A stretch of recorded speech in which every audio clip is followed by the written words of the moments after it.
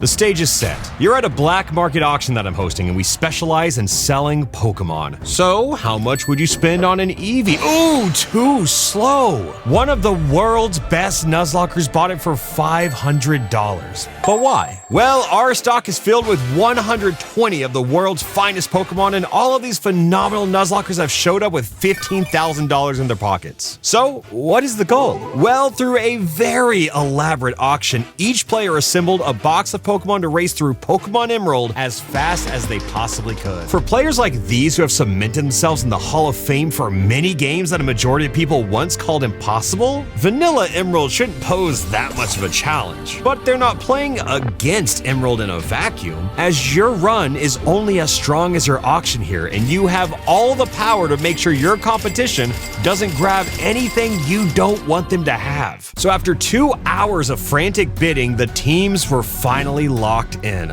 Out of these 5 competitors, whose strategy do you think is going to get rewarded the most? The aggressive spending from Flygon and Wacko? The patient selectivity of Captain Kidd and Peachal? Or the balanced approach from DRXX? Our runners took their place in bed and prepared for the starting countdown before dashing to the computers to set up their opening teams. Sure, they were all playing with hardcore Nuzlocke rules, but pretty quickly, these pros discovered this challenge was more than just solving every battle. A lot of this is about speedrunning more than Nuzlocking. It's really just a who's the best Pokemon Emerald speedrunner contest. As someone who has participated in races like these, it's no surprise to me that the first trainer to reach Roxanne was none other than Captain Kidd. His early Whimsicott dominated the early trainers, but that's not the reason he earned his lead. By going through this route with only Whimsicott, he was able to skip this double battle against the twins on the bridge because double battles can't trigger if you only have one Pokemon in your party. Whimsicott then went on to sweep Roxanne and gave him a significant lead after the first badge. The main challenge of this auction was constructing a box that would be good for the entirety of Hoenn. Peachal had a solid box in theory, but even someone like him realized that his early game was gonna be rough. Almost everything in his box either levels up late or requires an evolution item that can only be found in Lilycove, which is well over halfway through the run. At first glance, you say, hey, at least he has Dracovish, but the only water move it learns is Water Gun until level 63. Look, not all investments are meant to be good investments, and Dracovish might just not be a good investment. But then there's today's sponsor, Rocket Money, which is absolutely a good investment. Like, let's say you have some goals you want to save for in the near future, even long term. Well, Rocket Money is a great tool to utilize in that regard, since it can help you see where your money is actually going. For example, you might be paying for a service that you forgot about ages ago and it's just chipping away at your bank account. If you don't know, Rocket Money is an all-in-one finance app that can help you manage your money, lower bills, and grow your savings. I know canceling subscriptions in a vacuum is a very easy thing to do, but remembering them is a little bit harder. So a good thing with Rocket Money, it can itemize your subscriptions into a list, and in just a few taps, Rocket Money may be able to help with terminating them.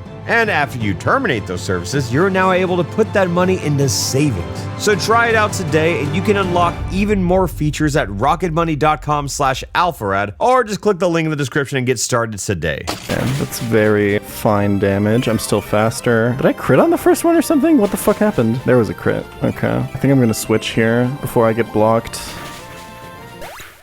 We send it. The runners had a bit of a choice coming up here. They could either beat Brawly in the Do for Jim or deliver the letter to Steven. I mean, yeah, they actually had to do both, but it's all about momentum. Given that Wacko was able to take advantage of Kid's choice to start with the letter and got to be the first one through Brawly, sweeping with his Oricorio. At this point, Flygon was only 1 minute behind, using his own powerful single-stage Pokemon to sweep Brawly, Aerial Ace Heracross. Believe it or not, the players who targeted those kinds of Pokemon in the auction were thriving in the early game. Except for Dracovish. With Watson around the corner, this fight would serve as the first true check of everyone's auction. Electric is such a hard type to play around, especially when I offered up so few ground types. But before it was time for that, one of the toughest obstacles of the entire run was about to confront them. Optional trainers on Cycling Road. Sounds like something that should be easy for gamers of this caliber, right? If anybody's mock biking in this, they're insane. Props to them. They're better at overworld movement than I am, but I just don't have it like that. Okay, well, we already screwed up. See, I mentally prepared for it and accepted my fate. Now I'm not mad. With everyone else a bit preoccupied, Drew had an opportunity served on a silver platter to make up some time here and even had a great answer to Watson with Rhyhorn. Drew was only a few minutes behind Wacko from leading the pack, but Cycling Road had other plans.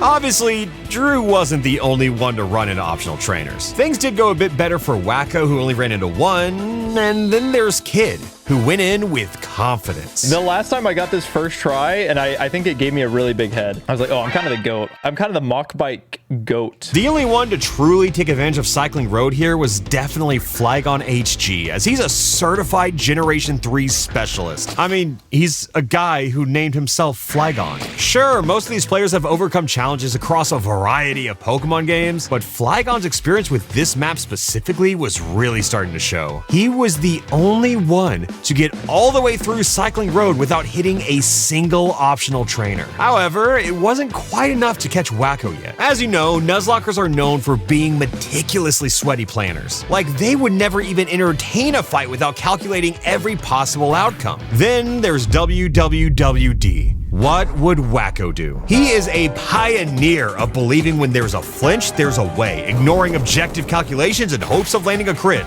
and constantly holding forward against all odds. Sometimes that can be shaky when it comes to Nuzlocking, but when it came to speedrunning, the reason for him leading this race is becoming very apparent. He spent hardly any time at the PC, and despite Flygon's marvelous map movement, Wacko was in and out of fights so fast that he beat Watson before anybody else had even entered the gym. Luckily, nobody really had trouble with Watson, as everybody made sure to draft at least one ground type. Of course, Wacko was first out of Mauville with Kid hot on his trail, but unfortunately, Peachal was starting to fall behind, suffering another slow gym fight because of his underpowered Pokemon that just couldn't do any damage at all. Despite that, he was never at any real risk of wiping, but everybody else was simply moving faster. Here's where the game really starts to speed up. To keep this race as more of a boss rush, we've removed the enemy teams from the game entirely. So after Watson, these runners head immediately towards Flannery, and let's see who remembers the path through the gym.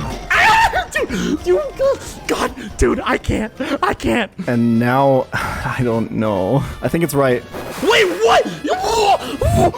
There's no way. There's absolutely no way you just lied to me. Well, that's a huge fucking time loss. For the first time all run, Wacko finally had to head to the PC and set up a new team, which gave Kid the perfect opening to take the lead heading into Flannery. Along with Flygon, this trio navigated Lava Ridge Gym perfectly, and all of them made it to her within 90 seconds of each other. But this fight can slow you down to a crawl. Wacko knew his Doug trio didn't have much to offer after it carried his team through Watson, so after sacrificing it to set up Aerodactyl, he finished Flannery's fight before anybody else. Flygon definitely would have been first if it wasn't for Flannery's Torkoal hitting his Gyarados with a tragic body slam paralysis, but at least Marchand was able to clean up and secure second place. However, Kid got absolutely ruined by Flannery's most annoying tactic, Attract. This did help Drew close the gap caused by his poor gym navigation, and all he had to do to make up time was click Hydro Pump. Boom! And then there was Yawn. We all know that his team wasn't at their full power just yet, but I believe he still had a chance to surge with all of those evolutions right around the corner. Back when we were auctioning though, Norman was one of the battles in the forefront of every single person's mind. They all knew they needed either a fighting type or a ghost type or just both. But before anyone could even make it to Petalburg, Kid busted out a classic trick for anyone who's ever seen a draft lock before. We, I think, got the only Pokemon in the draft, my absolute goat Kadabra. So we can walk outside,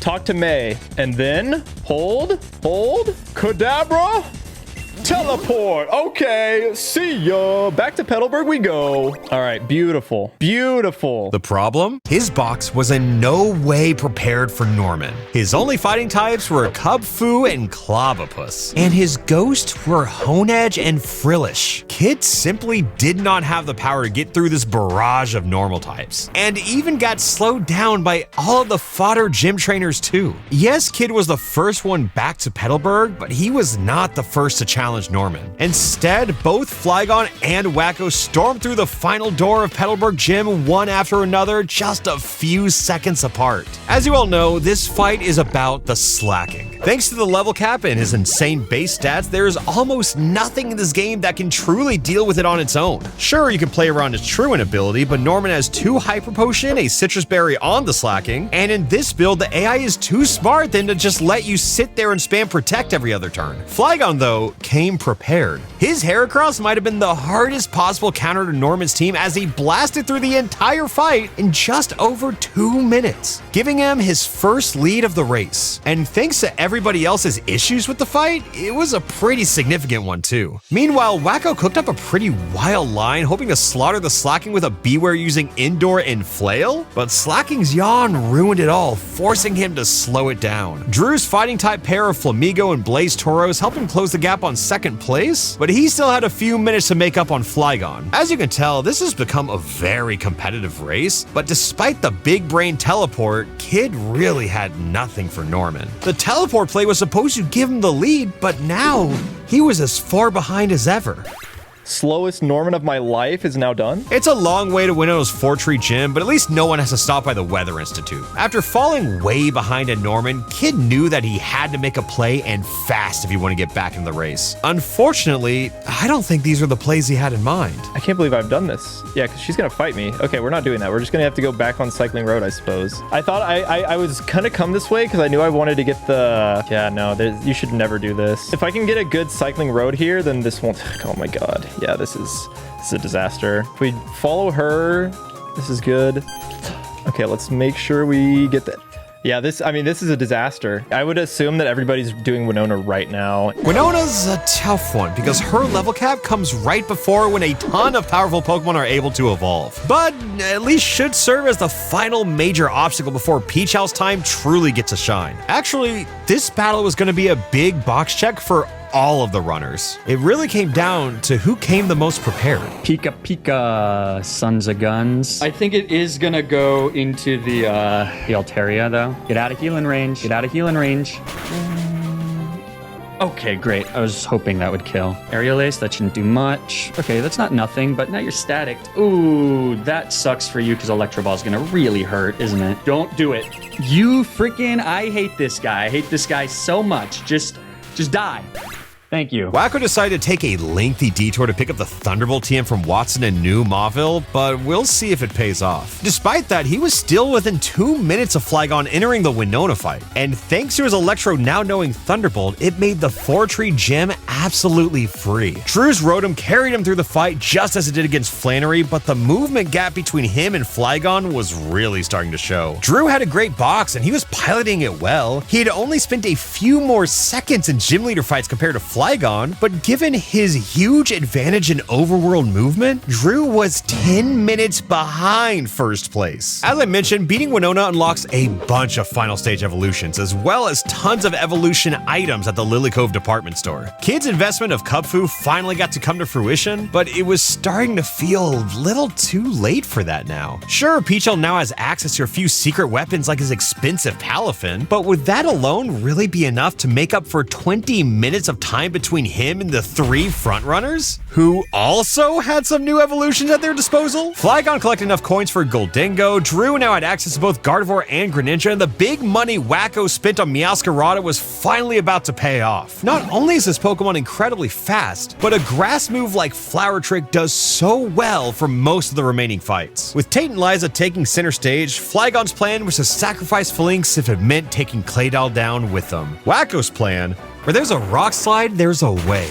Oh my god, the flinch. Welcome to the stream, man. Say what you will about the strategy, but it was working for Wacko, as that is not the first extremely well-timed piece of RNG that has blessed his run. Sure, Flygon had the lead, but Wacko was hot on his heels. The path to the final gym was obviously a quick one. No need to mess around with Rayquaza, it was just straight to Pseudopolis to take on Juan. Part of Wacko's whole strategy was to spend as little time as possible at the PC. When he changed up his team after Winona, the idea was that those 6 Pokemon should be able to take him to the end into the game without ever stopping. And now he was finally reaping the benefits. Flygon's 3-minute lead was down to less than 1 as they both strolled up to the final gym leader. Wacko caught up. Oh man, he caught up quick. Flygon had Juan's water types dead to rights thanks to Light Ball Pikachu and a little help from Breloom and Primarina. Of course, Wacko showed up confidently too with Meowscarada and its guaranteed crit flower tricks. I'm not afraid of this guy. I'm just gonna play rough. Oh, an Ice Beam. How much damage does that do?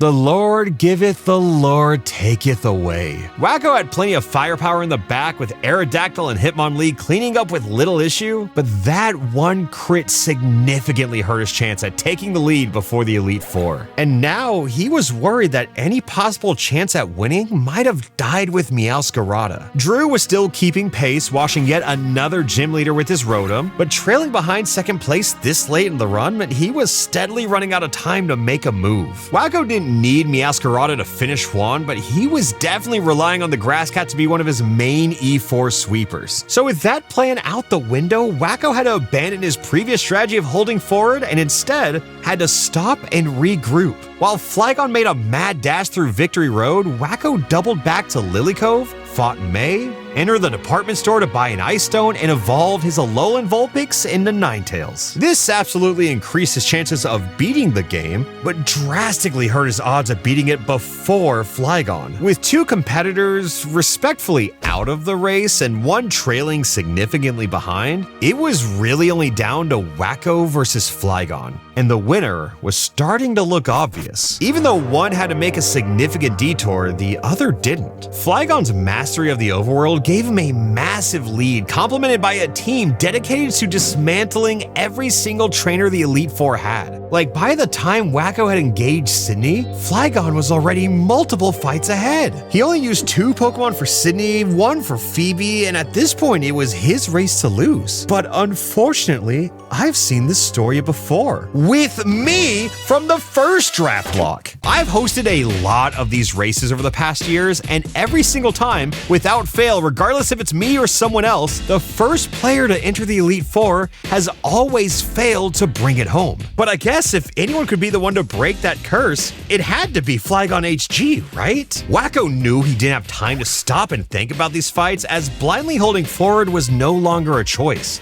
But instead, it was the only option. Wacko's through Sydney. Uh-oh. Gotta run, gotta run. Wacko's newly added Ninetales swept through Sydney, Decidueye got to clutch up through Phoebe, and Fernet got the call for Glacia, but none of this was fast enough to catch up to Flygon. Sure, the gap was closing as Wacko wasn't even a full fight ahead anymore as he got slowed down by this massive Walrein, but given that he was on the tail end of the same fight, he was still minutes ahead of Wacko. Wacko's right behind me. Let's see. If Flygon was starting to feel the pressure here, he did not show it at all against Drake. Between the combination of Lapras and Primarina, he was more than ready for the Dragons. For him, his victory was all gonna come down to the champion, Wallace, and his onslaught of Water-type Pokemon. At this point, his lead was significant. He walked up to Wallace mere seconds after Wacko approached Drake. He now had a full fight's worth of cushion. But Wallace's team wasn't just full of water types. In fact, his team features some of the bulkiest water types ever made and multiple dual types to stop sweepers in their tracks. However, Flygon was ready. He built his team to handle just about everything else you could imagine, but overlooked that he managed to take 3 separate water types into the Elite Four, none of which had anything that could deal with bulky terrors like Melodic and Gyarados. It's not like it was ever a question of could he do it, but more of could he do it fast? At least he had his Breloom, a Pokemon he chose specifically to land big hits on Wallace's lead of Wailord. It's faster? What? Wild that it just fucking one-shots. Flygon was slowed down to a halt. He had plenty of options for Wallace's team, don't get me wrong. I mean, he could still win simply by stalling if he had to. But this was Wacko's opening, and Drake was doing everything he could to close the door on him. What looked like a Ninetales sweep was stopped by Flygon. The Pokemon, not the Nuzlocker. Outspeeding and killing with a flamethrower. Salamence surely could have swept here, but Flygon paralyzed it with a fatal Dragon Breath. Wacko now had no choice but to sacrifice his Archeops, whose only purpose was apparently to die. But that sacrifice kept his tempo going. All his Decidueye had to do now was sit on the field and mash Leaf Blade. Back to Flygon the Nuzlocker, who had no quick answer to Tentacruel. He was forced to sit in front of it with Goldingo and click recover until Tentacruel was out of Hydro Pumps. Then was only able to attack with Ice Beam. Shadow Ball took it down, but by then, Wacko had also made it to Wallace, and Flygon's lead went down from an entire fight to just one Pokemon. Unlike Flygon's Breloom, Wacko's Decidueye was bulky enough to withstand a blizzard from Wailord, taking it down with a combination Leaf Blade and a Sucker Punch. 5 Pokemon left on each side. Flygon was able to claw back the lead, but he was getting terrible RNG at the worst possible time, with a pair of 2-hit Bullet Seeds from Heracross costing him valuable turns. Meanwhile, Wacko was sacrificing his Infernape to the Melodic just to preserve his own momentum. And now he was able to bring out a Pokemon that hasn't gotten any action throughout the entire Elite Four. Electrode. Remember that questionable pit stop he made to grab the Thunderbolt TM over an hour ago? Yeah, that's about to pay off big time here, because Flygon only had one electric move on his team that admittedly did take out the Melodic, but wasn't gonna help against Wallace's next demon named Wishcash. For Wacko, Decidueye was the obvious answer here, but it was still weak from the Blizzard, and was likely to die on switching. Instead, Wacko pivoted through Salamence to deny Earthquake and gambled it all on the next switch. He didn't even have time to look at what Wishcash's moves were. He just had to believe. Then the fish's fate was sealed with the Leaf Blade knockout, which meant both Wacko and Flygon only had 3 of Wallace's Pokemon remaining. Flygon had a bigger roster, but Wacko was playing undeniably hot. Given that his Electrode couldn't one-shot the Tentacruel, he went for Charge Beam, and didn't get the boost. Sludge Bomb took him down low, and he only had a couple attacks left. Luckily, Thunderbolt secured the kill on Tentacruel, leaving just Ludicolo and Gyarados left. So now it was time for the most pivotal switch-in of the entire race. Is this Oh my god, what a good spin! Electrode spent its final attack to take down the Gyarados as Flygon was still stuck dealing with Melodic, with no way of bringing it down quickly. Again, it was no question if Flygon would eventually win this fight or not, but was it gonna be before Wacko? The entire fate of this race was now entirely in the hands of Wacko's lone Salamence. All they had to do was win the 1v1 against Ludicolo, the last Pokemon in the back for Wallace. And just like that, he did it. With his back against the wall, Wacko pulled through, secured the win, and found himself in the Hall of Fame. Flygon, of course, finished soon after, and the rest followed over time. However, unlike my normal races, our roster was filled with competitors at heart, and none of them, including Wacko, were fully satisfied with either their draft or how they played. So a few weeks later, they all decided to run it back, double or nothing. So if you like this one, subscribe and I'll see you for round 2.